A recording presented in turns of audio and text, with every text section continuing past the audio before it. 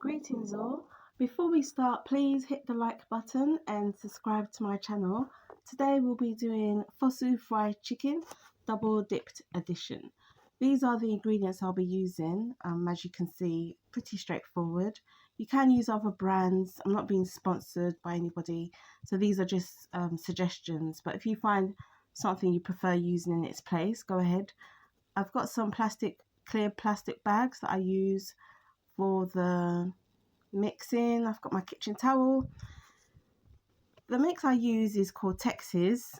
They're brilliant. I've used them for years and they have different levels of spice or no spice, original. So they're really good. What I do, because there is so much salt in the seasoning, I cut it with some plain flour. So that's just to bring the level of sodium down. And also, because it's quite expensive, cost of living crisis, it just helps make it spread a lot more. Make sure that when you do mix the two, that your Texas portion is more than the flour, so that it won't taste bland, right? So make sure that the Texas mix is more than the flour portion wise, so you still have the taste and it's not all flour. That's the mix there. Got my eggs ready. I usually just use two or three at a time, and once I need more I add to it. So I wouldn't use all your eggs at the same time, just do it in portions, two at a time, three at a time. If you need more you add to it. I'll just mix three of them there. I also add a touch of milk. It can be any type of milk, it really doesn't matter, just a touch of milk in the mix there. I usually clean my meat with lemon, or I clean it with vinegar. So I just rinse it with some water, add a touch of lemon, or I add a touch of vinegar, and I just use it to clean it as well. There's the chicken ready to go. At this time I put the oil on the fire just to start things up. I also turn on my oven for later, so I just turn on the oven on a low heat. But yeah, so my oil's getting ready. I don't cover my pan when I'm frying, so just be mindful that to stay safe, right? Chicken and egg. After that, I pop it in the flour, make sure it's all nice and coated. What I find easier is just to get one of those clear bags, fill it with the mix, and pop the chicken in there and just shake the bag around. So that's what I do. I usually do one piece at a time, or maybe two. But yeah, I just find that much easier. So that's my little chain production line. Just pop it in the egg, make sure it's nice and coated, drop it in the bag of mix, and just shake it around, and then into the oil. That's the system I've got going there. Right, so I always wear gloves when I cook, by the way. Always wear gloves when I'm doing anything in the kitchen. So I add the coated portions into the oil. As I said, I don't cover my pan, so I make sure that I'm safe. Keep an eye on the heat and the amount. Some people like to deep fry it and use loads of oil. I'm not a fan, but just do what's most suitable for you. But do make sure you're safe with the hot oil and the fire. Make sure it's not going all over the place. So that's just me adding the pieces to the oil. I just like it to fry safely. I don't need oils jumping out at me, which is probably why people cover it, but I just do not cover it. So that's it there, and at regular intervals I just keep turning it over to make sure it's fully cooked all round.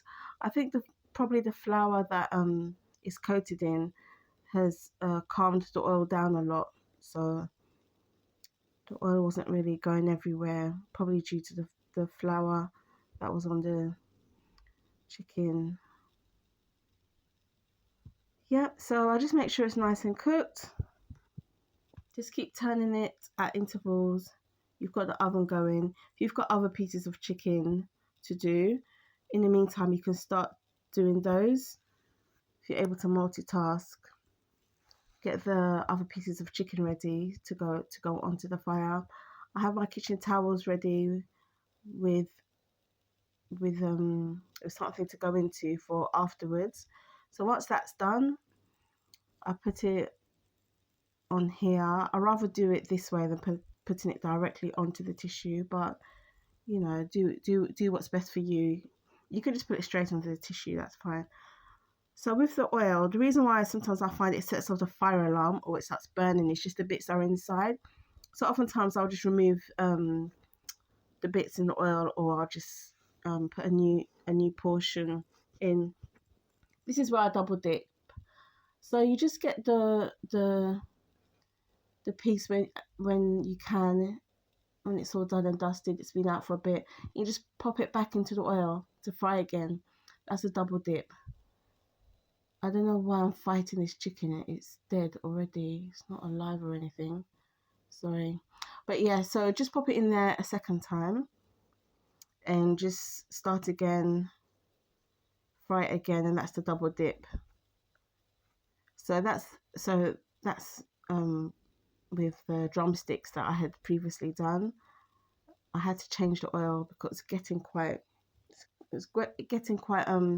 I find that that's what usually makes the oil start burning and smelling and setting off fire alarms, when there's bits in the oil and it hasn't been changed, and then you just keep on frying. It's not the actual food that's burning, it's the bits in the oil. But yeah, that's just a pet peeve of mine. So yeah, so that's a double dip. Once it's all done, put it on the tissue and then wait for that to either go back in, or what I do is that I pop it in the oven just for a little bit, just to make sure it's all cooked. That's it, going there. When it comes to this, I just make sure I wrap up my hair, open the windows, my clothes are going straight in the wash, and I'm jumping straight in the shower afterwards.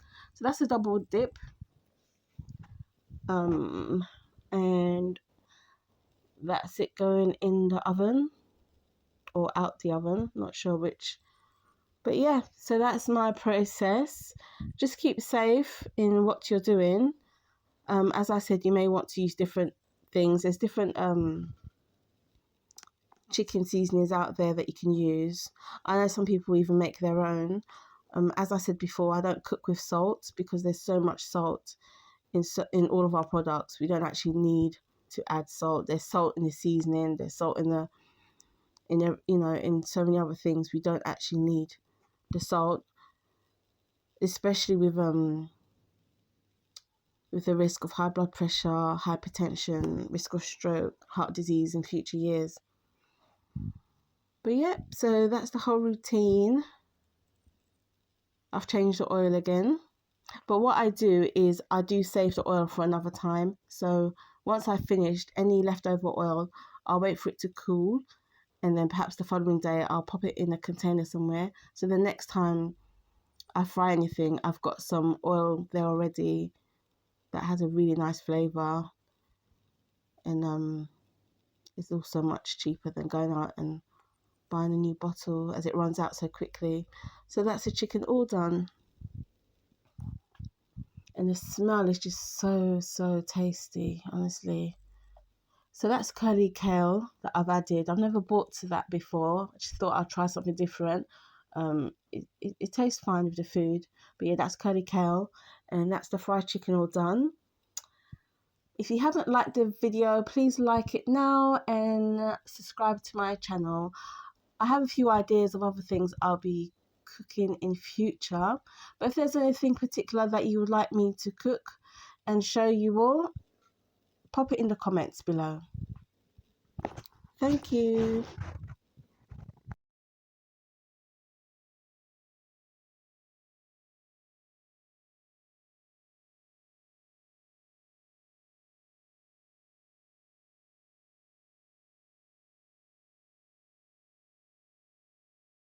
And please don't forget to like the video and subscribe to my channel.